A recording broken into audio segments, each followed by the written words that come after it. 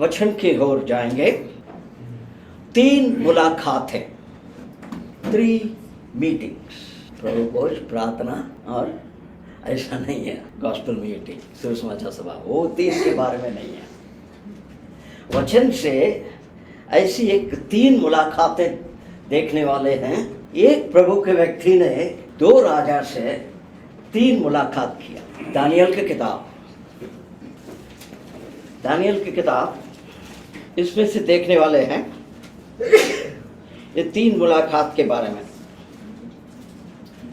कहानी तो सभी को पहचान है, जानकारी है, मगर इस पर लिखी हुई बातों को भी थोड़ा ध्यान से भी देखना, क्योंकि परमेश्वर के वचन की खूबी ये है कि दिखने में साधारण दिखता है। पहले इसी पढ़ने से ही बहुत से लोगों को लगता है कि हमें भी लगता है कि समझ गए करके, वो गलत नहीं है, मगर उसको जितने बार अधिक आप पढ़ेंगे बार बार, कुछ ऐसे शब्दों को पवित्र आत्मा ने डाल के रख देता है, कुछ ऐसी बातों को वाक्य के अंदर छुपा के रख देता है। उसे ध्यान से पढ़ने से ही, उसके बारे में बार बार मनन करने से ही उसकी गहराई हमें समझ में आएगा, उसका अर्थ भी हमें समझ में आएगा, उसका संदर्भ के साथ में कितने बहुमूल्य बातों को परमेश्वर बताते, इसी को हम देखने वाले हैं। ये 3 मुलाकात में परमेश्वर के बारे में 3 मुख्य बातों को प्रकट किया गया, और वो है number 1, God the revealer of all things. परमेश्वर सभी बातों को प्रकट करने वाला है। Number 2, God who is worthy of all honour and worship. परमेश्वर सभी आदर और प्रशंसा के योग्य है। और 3, गॉड हु इज द जज ऑफ ऑल। परमेश्वर जो सभी को न्याय करता है। ये 3 मुलाकात में जो 2 अध्याय, 4 अध्याय और 5 अध्याय में है, इस पर ये 3 मुख्य सच्चाइयों को हम जान सकते हैं बहुत अद्भुत रीति से। और इसके साथ साथ हम जैसे लोगों के लिए भी शिक्षा है, परमेश्वर के लोग कैसे होना चाहिए, और भी बहुत कुछ है। मगर इस प्रकार के इतवार के वचन की मनन के लिए ये 3 विषयों पर ही हम ध्यान देने वाले हैं। मगर आप तो जानते हैं, मेरा तो एक लोकल बस है, आराम से चलता है। ये 3 विषय खत्म करने में 3 बार भी महना पड़ेगा। मगर तात्पर्य यह है कि कितना सीखे हैं वो मुख्य नहीं है, क्या सीखे हैं वो मुख्य है। How much you learn is not important, but what you learn is very important. आपके विश्वास आप क्या सीखे हैं उस पर आधारित, इसलिए हमारा गाड़ी लोकल गाड़ी है, ठीक है। अब दानियल 2 अध्याय की ओर जाएंगे। इस अध्याय की कहानी को हम लोग तो जानते हैं, कहानी नहीं है, ये हकीकत में हुई घटना है। एक प्रभु का सेवक प्रचार कर रहा था, बाइबल अध्ययन लेने के समय पर उसने बोल रहा था कि हम बच्चे को कैसे सिखाते हैं पता है, संडे स्कूल बच्चे को बाइबल स्टोरी, उनके लिए बाइबल में लिखी हुई बात कहानी होगा, बाइबल स्टोरी। ये स्टोरीज नहीं है, हकीकत में हुई घटना। वो बात उन्होंने एक ठीक बात ही बताया, क्योंकि बचपन में जो बातें हम उनके दिमाग में डालते हैं वही आखिर तक। ऐसे ही नए विश्वासियों के हृदय में किस प्रकार से वचन की गहराइयों को हम सिखाते हैं, उसी से वो वचन को सीखना शुरू करता है। ठीक, ये 2 अध्याय में क्या विषय है? जो स्वप्न उसे दोबारा याद भी नहीं कर सकता है, उसे समझ भी नहीं सकता, ऐसी एक स्वप्न। कुछ लोग तो स्वप्न देके उठ जाते हैं, उसी के बारे में चिंता करते हैं, सोच रहे हैं, बाद में भी याद करते हैं, मुझे पहला ऐसा स्वप्न आया था, मैंने देखा था। मगर यहाँ पर समस्या यह हो गया कि उस जमाने के सबसे बड़ा राज्य बाबिलोन था, और उसके राजा नबूखदनेस्सर, उसके दिन के समय पर परमेश्वर ने उसको एक स्वप्न दिखाया। देखने के बाद में हम तो जानते हैं क्या हुआ कर। और उसे देखने के बाद में उसके मन में हलचल हो गई, बहुत बेचैन हो गया। क्या स्वप्न है उसको याद भी बराबर नहीं आ रहा, क्यों ऐसी स्वप्न आया, उसका अर्थ क्या है वो भी उसको पता नहीं है।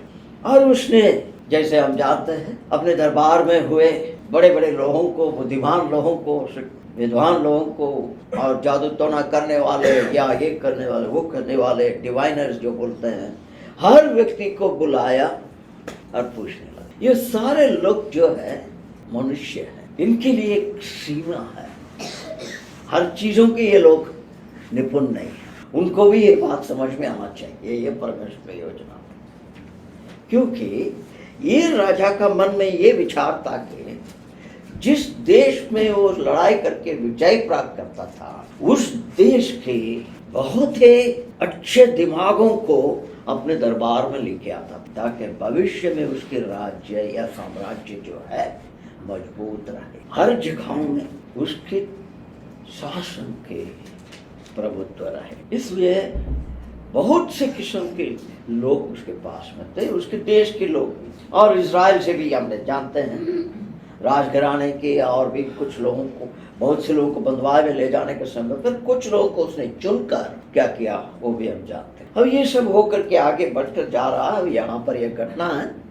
और ये प्राय ये सारे लोग जो है अपनी सीमा क्या है नहीं जानते, और अपनी तजुर्बा या अपने जो ज्ञान के घमंड में थे, प्रिटेंशंस एंड प्राइड उनके अंदर, उसे भी प्रभु दिखाना चाहते थे। और तीसरा, ये व्यक्ति जो है राजा के होर से हुक्म पाया हुआ व्यक्ति है, क्योंकि ये सारे बड़े बड़े लोग कुछ भी उसका स्वप्न क्या है बता भी नहीं सके, और उसका अर्थ क्या है समझा भी नहीं सके। तब राजा गुस्सा हो गया। एक्चुअली राजा उनसे गुस्सा नहीं हुआ, अपने आप से गुस्सा हुआ है, क्योंकि उसकी सारी योजना कामयाब हो रहा, नाकामयाब नहीं हो रहा, फिर असफल हो रहा है। इतने बुद्धिमान लोगों को रखता हूँ, ये स्वप्न मेरे दिमाग में क्या है बता ही नहीं सकता। विश्वासी लोग ऐसे लोग हैं, कभी सोचे परमेश्वर के मन की बातों को समझ सकते हैं। जितने नजदीक पर चलते हैं उतना ही परमेश्वर के मन को समझ सकते हैं। और उसने क्या लिखा अपनी चिट्ठी में, let this mind be in you which was also in Christ। ये मन तुम्हारे अंदर भी रहे जो मसीह में था। ये बात है सिर्फ उन्हीं लोगों का आशीष है जो जीवित परमेश्वर के पीछे लगे। मगर ये व्यक्ति, इनको अंग्रेजी में कहते हैं, बाइबल में लिखा है एग्जीक्यूशन। इसको राजा ने हुक्म दे दिया, ये सारे लोग जो भी मुझे जवाब नहीं दे सके मार डालो। ये ऐसे एक आदमी है, राजा उसको सीधा बोल सकते हैं, मगर उसके हाथ में खुद का कोई अधिकार नहीं है। The man without any power of his own, खुद का कोई अधिकार नहीं। मगर चौथा में ऐसी एक व्यक्ति को परमेश्वर लेकर आते हैं सामने, द मैन ऑफ गॉड, परमेश्वर की व्यक्ति जिसके अंदर हिम्मत है और अपने आप के बारे में ठीक समझ है। ये बातें मैं क्यों बोलता हूँ? विश्वासियों को ये गुण होना चाहिए। वचन में लिखा है कि जितना अधिक सुसमाचार लोगों के सामने बताते जाते हैं उतना ही विश्वास में हिम्मत बढ़ता है। और दूसरी, एक बड़े कमज़ोर है विश्वासी लोगों का, मगर उसे कमजोरी करके नहीं कहते हैं, नम्रता करके कहते हैं। हम लोग आम का लेबल लगाने में बहुत उस्ताद है। स्पिरिचुअल प्राइड, आत्मिक घमंड कौन सा है? भैया मैं तो नहीं कर सकता, नहीं ये मुझसे कैसे होगा। उसको मन के अंदर कह रहा है कि मैं करूँगा क्या, मगर बाहर बोलता है मुझसे नहीं होगा, मैं नहीं करूँगा। मगर हर विश्वासी को ये बात समझ में रहना चाहिए कि वो कौन है, उसकी सीमा क्या है। ऐसे भी एक व्यक्ति को परमेश्वर यहाँ पर लेकर आते हैं, वही है दानियल। अब पढ़िए 2 पद, दूसरा अध्याय पढ़िए, हिंदी में पढ़िए, अंग्रेजी में मैं पढ़ूंगा। अपने राज्य के दूसरे वर्ष में नबूकदनेस्सर ने ऐसा स्वप्न 2 देखा। अध्याय के 2 पद। तब राजा ने आज्ञा दी कि ज्योतिषी, तांत्री, टोनेहे और कसदी बुलाए जाए कि वे राजा को उसका स्वप्न बताए। इसलिए वे आए और राजा के सामने हाजिर हुए। यहाँ पर इन लोगों को हाजिर किया गया। यहाँ पर बहुत से लोगों के बारे में लिखा है। कितने लोगों के बारे में लिखा है? पढ़िए, किस किस को बुलाया? ज्योतिषी, तांत्री, टोने और कसदी।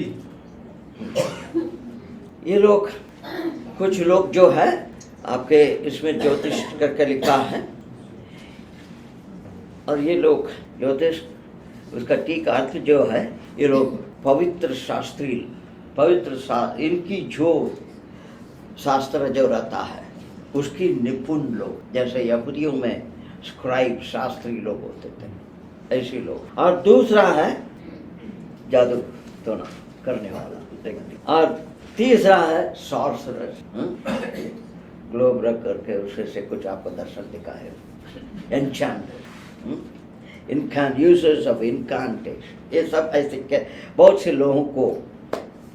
और अंग्रेजी बाइबल में और भी एक लोग लिखा है, कल्दी लोगों को। कल्दी लोग भी सब चीज़ों में निपुण है, उन लोगों को भी बोला है। कोई भी व्यक्ति उनके सामने बता नहीं सके। सब लोग यही बातें कह रहे थे कि आप स्वप्ना को बोलेंगे तो मैं आपको बताऊंगा, आपके दिमाग के अंदर क्या है हम कैसे समझ सकते। इसलिए बड़े तकलीफ में हो गए और उन्हें मारने का हुक्म हो गया। मगर 11 पद को पढ़िए, 11 पद को पढ़िए, जल्दी पढ़िए, समय नहीं है। जो बात राजा पूछता है वह अनोखी है, और देवताओं को छोड़कर जिनका निवास मनुष्य के संग नहीं है, और कोई दूसरा नहीं जो राजा को यह बता सके।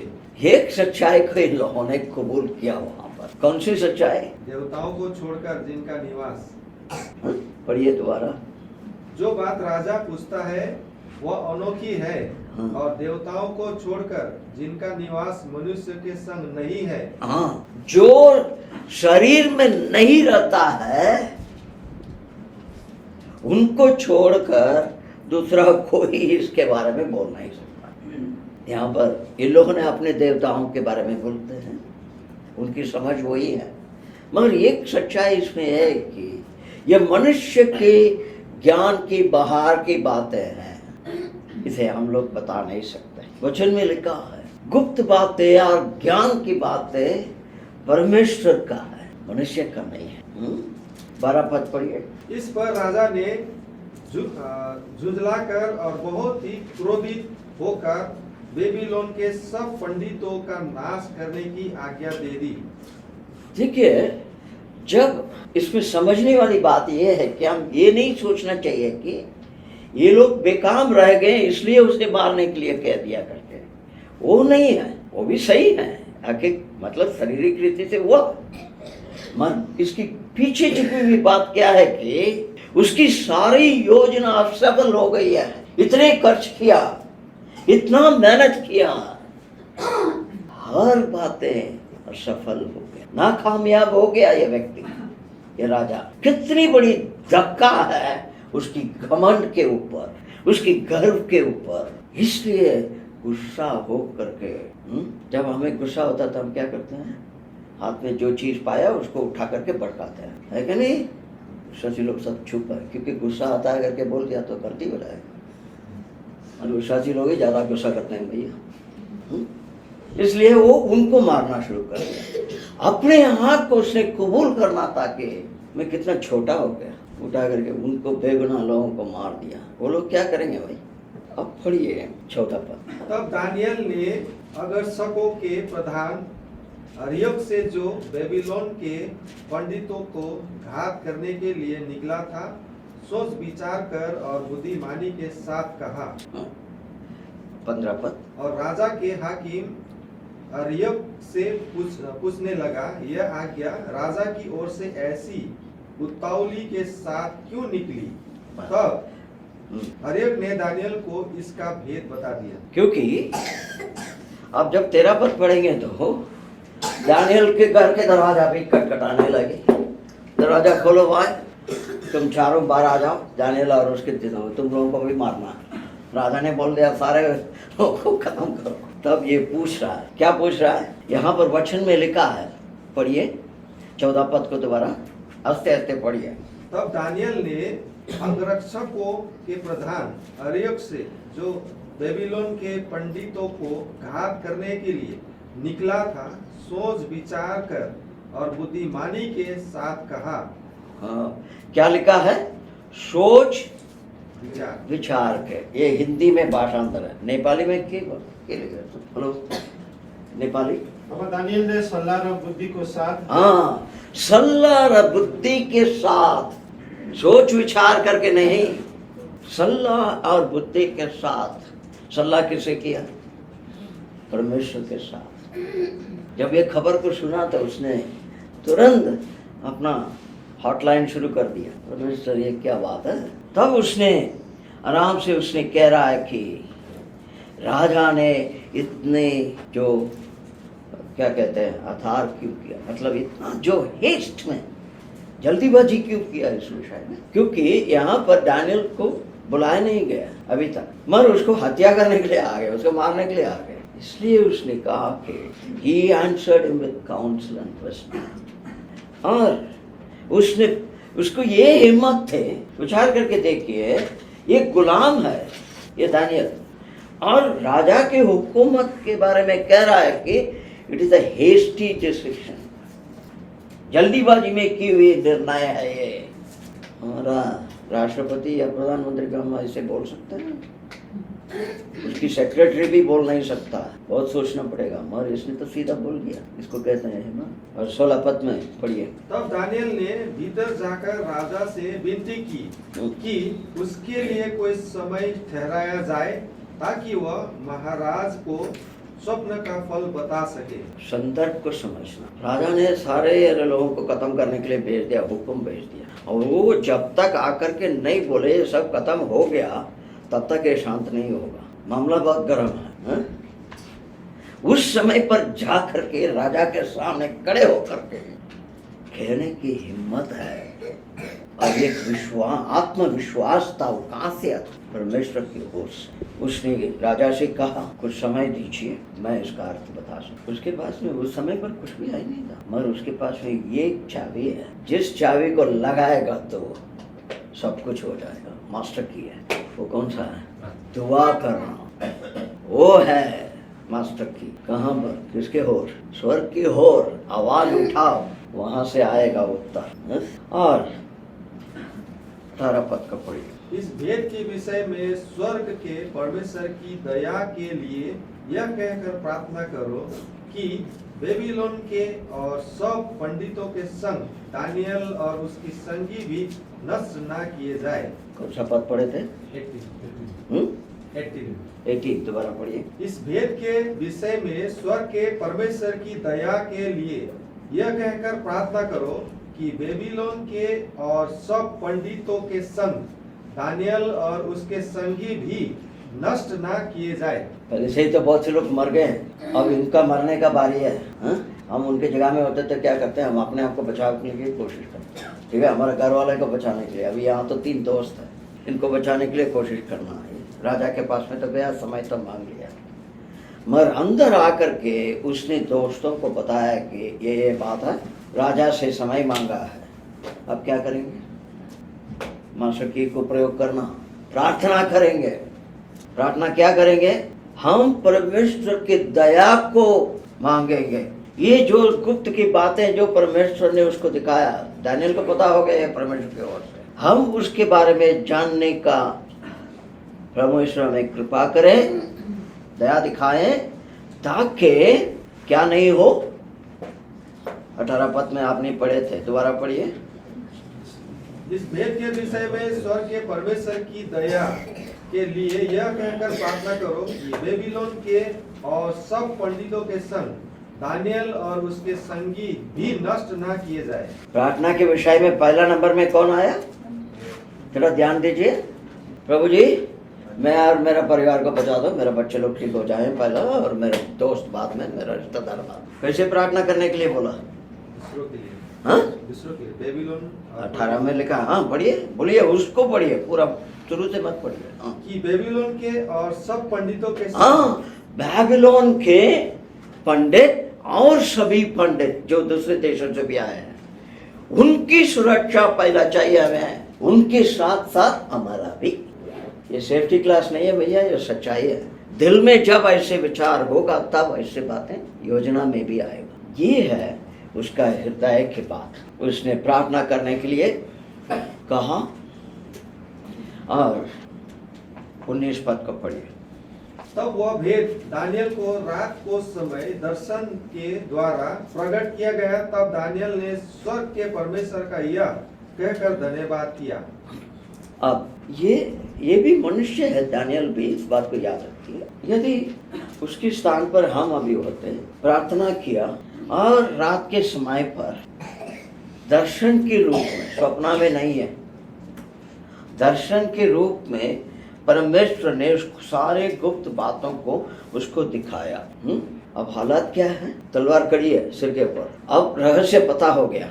साधारण रीति से मनुष्य का रिएक्शन क्या होगा? अरे मिल गया मिल गया मिल गया, है क्या नहीं? पता हो गया। ये तो सभी का है, मगर ये कितना नौजवान उम्र में एक मैच्योर आदमी, मतलब परिपक्वता में आया है, तुरंत उसने क्या किया? धन्यवाद। एक छोटा सा सवाल है, हम कभी छोटे बातों के लिए भी परमेश्वर को धन्यवाद दिया है? तुरंत सारे लोगों को बुला करके देने की जरूरत नहीं है, मन से। विश्वासी लोग भी नौजवान है ना, जो बड़े लोग हैं वो लोग नौजवान थे एक जमाने में। जब आप नौजवान उम्र में विश्वासी थे, उस समय पर यदि आप कॉलेज की परीक्षा या जॉब के इंटरव्यू बहुत खतरनाक था, जा करके आपने देख के आए, 10 मिनट में रिजल्ट डिक्लेयर हुआ, रिजल्ट को देखते ही आपने कभी मन से तुरंत स्वर्ग के परमेश्वर को धन्यवाद दिया? सबसे पहले, मुझे पता नहीं है, उस जमाने में तो नहीं है, अभी होता तो text immediate, praise the Lord, success, उधर प्रेज द लॉर्ड बोलना सीखना। ओके, नाउ उसने क्या किया? अभी 20 पद को पढ़िए। परमेश्वर का नाम युगन युग धन्य है, क्योंकि बुद्धि और पराक्रम उसी के है। बुद्धि और पराक्रम उन्हीं का है। कैसे परमेश्वर को प्रशंसा करता है, देखिए। प्रशंसा करने का तरीका भी यहाँ पर 21 पर। समयों और रीतियों को वही बदलता है, राजाओं का अस्त और उदय भी वही करता है। बुद्धिमानों को बुद्धि और समझ वालों को समझ भी वही देता है। मतलब यह है कि परमेश्वर ही हर चीजों को नए तरीका से निर्माण करते हैं, वही कर सकता है। He ordains everything new। क्योंकि हमने 21 पद में पढ़े थे कि कोई चीजों को हटाना भी उनके हाथ में है, कोई चीजों को वहां पर रखना भी उनके हाथ में है, और बुद्धिमानों को बुद्धि देना भी उन्हीं का हाथ में है। और जो लोग समझदार होते हैं उनकी समझ देने वाला भी वो है। 22 पद पढ़िए। वही गूढ़ और गुप्त बातों को प्रकट करता है। वह जानता है कि अंधियारे में क्या है और उसके संग सदा प्रकाश बना रहता है। प्रभु यीशु क्रिस्त ने सुसमाचार में क्या कहा? आई एम द ज्योति, संसार का ज्योति नहीं। यूहन्ना ने अपने चिट्ठी में क्या लिखा? If we dwell in the light there is no darkness. यदि हम ज्योति में रहते हैं तो अंधकार हमारे अंदर नहीं होगा। यहाँ पर क्या कह रहे हैं? ये हर गुप्त बातों को दिखाने वाला वही है। गॉड इज ऑल वाइज, सर्वज्ञानी है। मनुष्य को जो समझ में जो बता नहीं सकता, मनुष्य जो पता नहीं लगा सकता, उस बातों को भी बताने वाला वही है, और उसके सामने कोई चीज छुपी नहीं। हम बार बार सुसमाचार के प्रचार के समय पर, वचन प्रचार करने समय पर बताते हैं ना, जहाँ पर ज्योति प्रवेश हो गया तो वहाँ पर हुई सारी बातें प्रकट हो जाता है, हम देख सकते हैं आराम से, हमें पता होगा करके। ये light dwells in him, he is the light, वही है ज्योति। 23 पद पढ़िए। हे मेरे पूर्वजों के परमेश्वर, मैं तेरे धन्यवाद और स्तुति करता हूँ क्योंकि तूने मुझे बुद्धि और शक्ति दी है, और जिस भेद का खुलना हम लोगों ने तुझसे मांगा था उसे तूने मुझ पर प्रकट किया है। तूने हमको राजा की बात बताई है। क्या कहता है यहाँ पर? सबसे पहले बात 23 पद में कह रहा, वो अपने जड़ को याद करता। वो कहाँ से आया? इज़राइल से आया। इज़राइल कौन है? हाँ? मैंने हमारे परिवार सेवा में तो अभी उत्पत्ति के किताब से पढ़ रहे हैं। याकूब के परिवार के जैसे गिरा हुआ परिवार कोई है भैया? हाँ? वो खुद ही धोखेबाज है, छल से व्यवहार करने वाला व्यक्ति है। उसका एक पति तो चोरी भी कर दिया। संतान लोग कैसे थे? ऐसे लोगों को परमेश्वर ने अपना बनाना चाहा। विचार करके जब दूसरा कोरिन्थ के किताब में पढ़ते हैं ना, यदि कोई मसीह यीशु में है तो वो एक नया सृष्टि। देखो सारे पुरानी बातें बीत चुकी है, सब कुछ नया। यही है, अपने पिता से झूठ बोला, भागा। उसके बड़े भैया उसको स्वागत करने के लिए आता तो फिर उसको भी चल से व्यवहार किया, ऐसे ऐसे करके रिश्वत दे करके उसको पटाना चाहा। कितना जो मनुष्य के अंदर हर प्रकार के कमजोर है, उसके अंदर भी था, उसके परिवार के अंदर भी था। ऐसे व्यक्ति को परमेश्वर ने नाम को बदल करके, उसका जिंदगी को बदल कर, उसके द्वारा ऐसी एक राज्य को खड़ा किया जो उनके लिए एक अच्छा गवाही बने, और उसी के बीच में से निकल कर आए संसार का मसीहा। ये कितने बड़ी दया और अनुग्रह है। इसलिए वो कह रहा है यहाँ पर, गॉड ऑफ माई फादर्स, मेरे पिता पुरखों का परमेश्वर। वो खुद को भी जानता है वो कौन है, क्या है। यदि परमेश्वर की दया नहीं होती तो वो यहाँ पर अभी जिंदा भी नहीं होता। ऐसा। और ये भी कहा कि वो कितने जो साधारण व्यक्ति है इस देश में, उसको कोई बोलेगा ये बेबीलोन का नागरिक है करके, तो गुलाम है। और दूसरा, उसको कोई अधिकार नहीं है इस देश में, मगर ऐसे व्यक्ति को परमेश्वर ने दया करके इस पद में कह रहा है कि जो कुछ भी हमने आपसे चाहा उसे आपने प्रकट किया। परमेश्वर के ये ज्ञान क्या है, क्यों ऐसे करने? दानियल को बड़ा बनाने के लिए नहीं, दानियल के द्वारा इस राजा को पता हो जाए जीवित परमेश्वर कौन है, संसार का सृष्टिकर्ता कौन है। जितना है अभी हमारा समय खत्म हो गया, बाद में कभी इसी को दोहराएंगे।